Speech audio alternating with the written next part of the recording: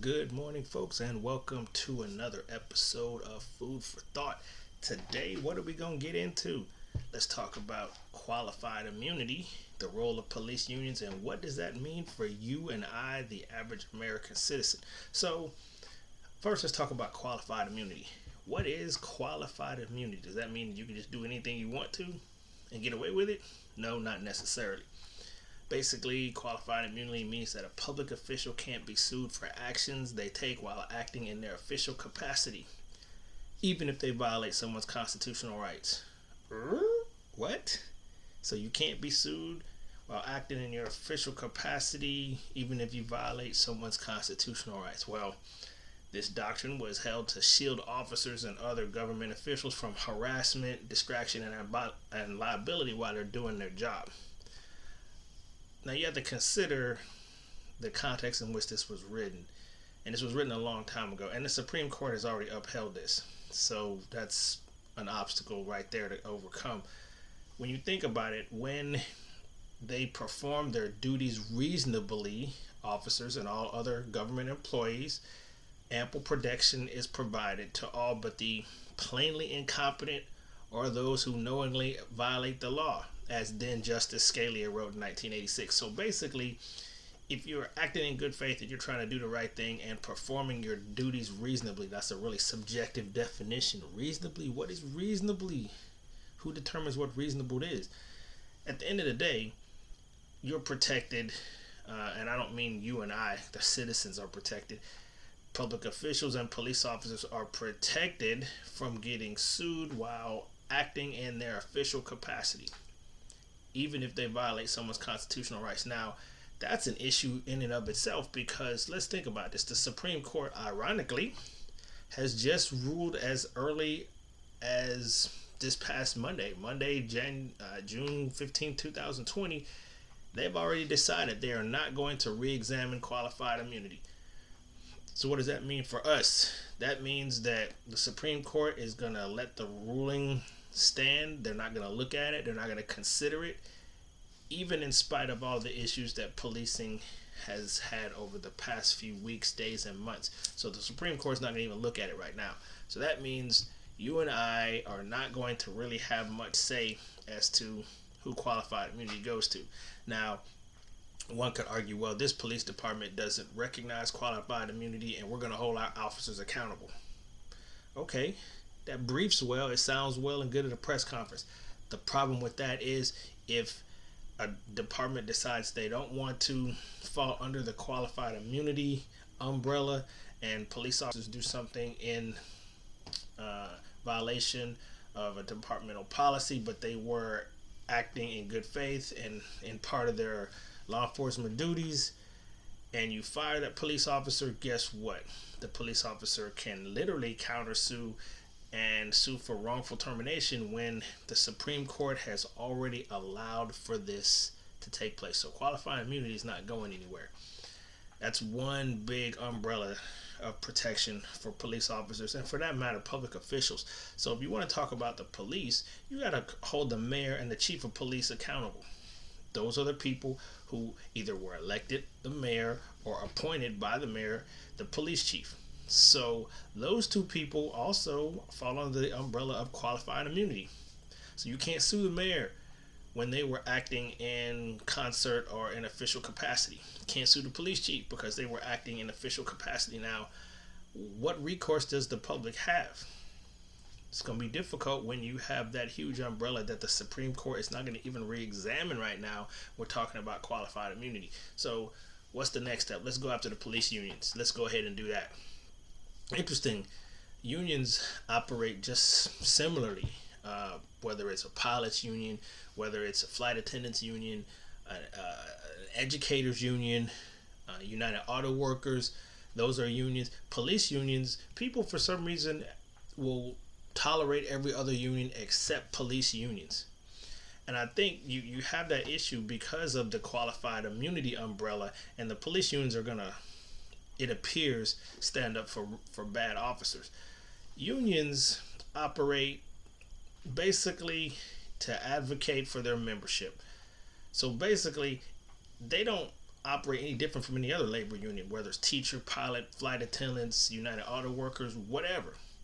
The unions exist to make sure that they can get fair benefits, uh, rights, working conditions, everything. So the police union, in theory, what they're supposed to do is make sure that the police officers are adequately compensated, that you can't work police officers 12, 14, 15 hours without overtime, that they also have health, dental, medical benefits for them and possibly for their families, and that they also get paid commensurate with, their daily duties. So unions do have their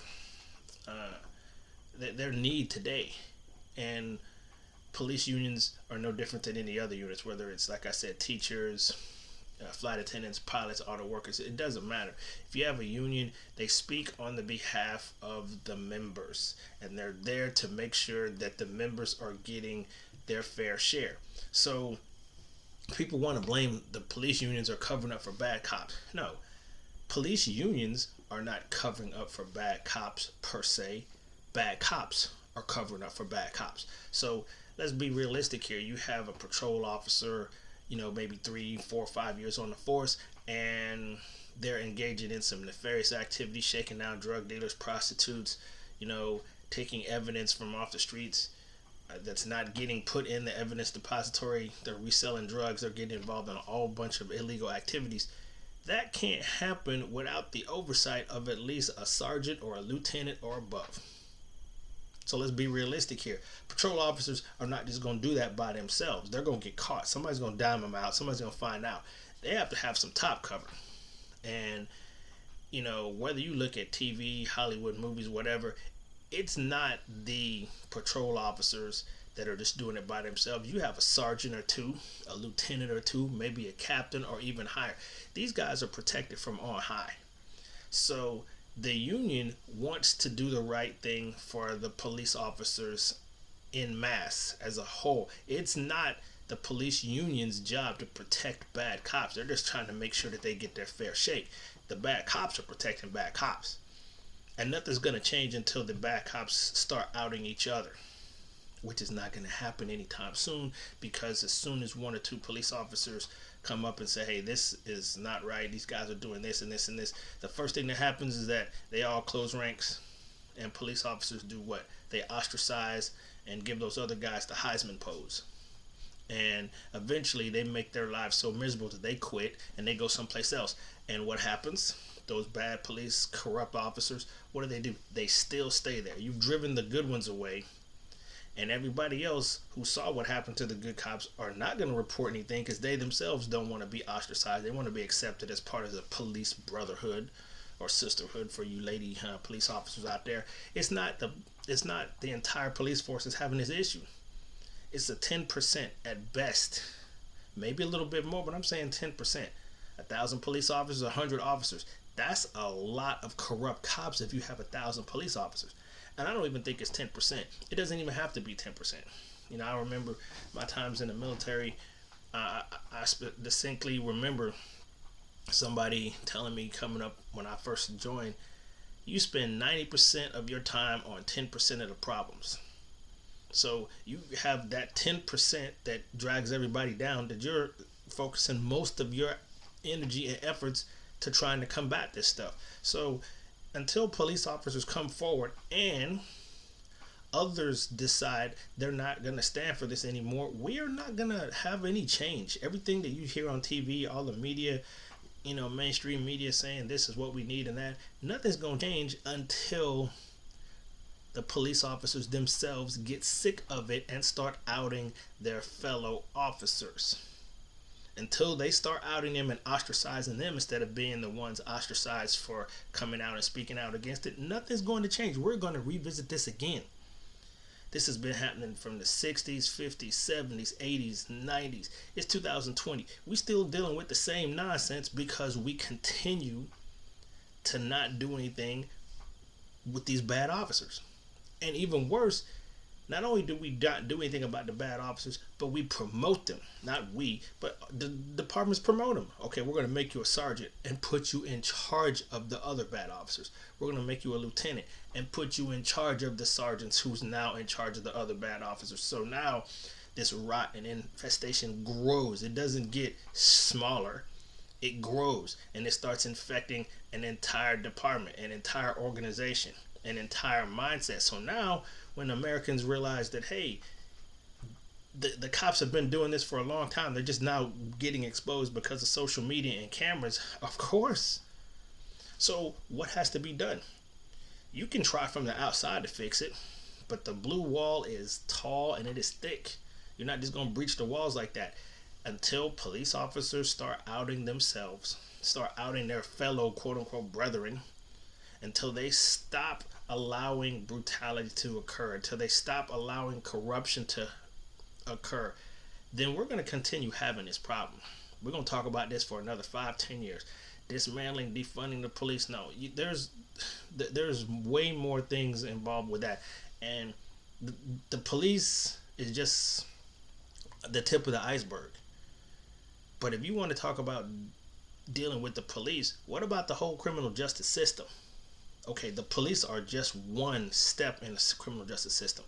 If you have corrupt cops, you have corrupt DAs, then you have corrupt judges, and so now you have prosecutorial misconduct. You have judges who could be bribed or blackmailed or extorted. So now what happens?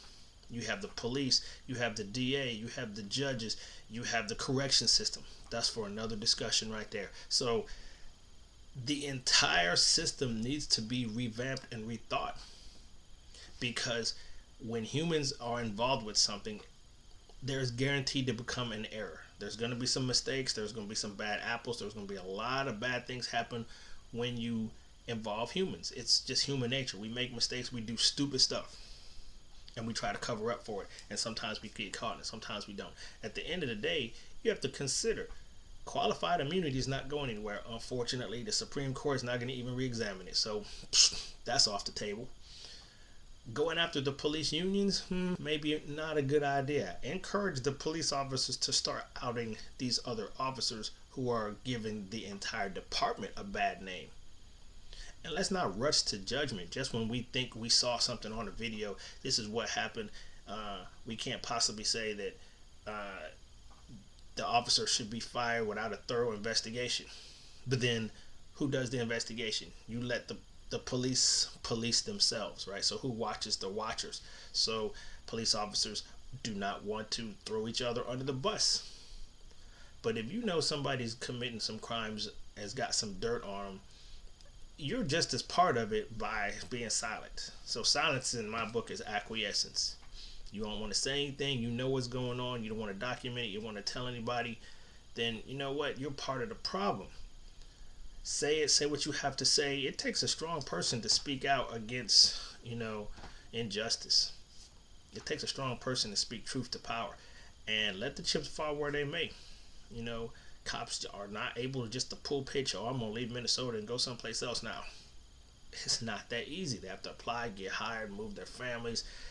That it is an undue financial burden that most police officers can't afford. They're not making that much money anyway to start off. And if you've been on a force a while and you see things are starting to take a turn for the worse, you can't just pull pitch and leave. It doesn't work like that. It's not like your police officers live in an RV and their family, okay, we're going to take off, we're gone now. It doesn't work like that. So what is the way ahead? We have to start within the department itself. Yes, I have it. I got it. Relook your use of force. Relook how you deal with the public. Retrain people. Training costs money and time. So you're going to retrain people, which costs more money. We're going to have to provide more programs for police officers, mental health programs. Hey, look, police officers don't want to say when they have a problem. I'm fine, I don't have a problem, because as soon as you do, the psychologists and the psychiatrists want to take your badge and your gun and put you on the sideline and make sure there's nothing wrong with you, which is perfectly understandable. I got it. But you can't sit there and sweep it under the rug and keep kicking the can and think, oh, everything is going to be okay when it isn't. So policing is not the best career field, because look who you have to deal with. You're not dealing with the best and brightest. So since we're not dealing with the best and brightest, we should be recruiting at least the best and brightest, adequately training them and holding them accountable. Accountability. Well, since we can't hold, or we choose not to hold, our elected officials accountable, don't expect the police to follow suit. You don't want to hold your mayors, your city councilmen and women. You don't want to hold your chiefs of police accountable. What do you think is going to happen? You just don't try to hold the police officers accountable. The patrolmen, the sergeants, the lieutenants, the detectives. Accountability and transparency to a certain extent has got to be shown. You're not going to fix the problem otherwise. It's just not going to happen. So what do you guys think should be done realistically? Thoughts, comments? Leave a comment in the box below, and thank you for your time.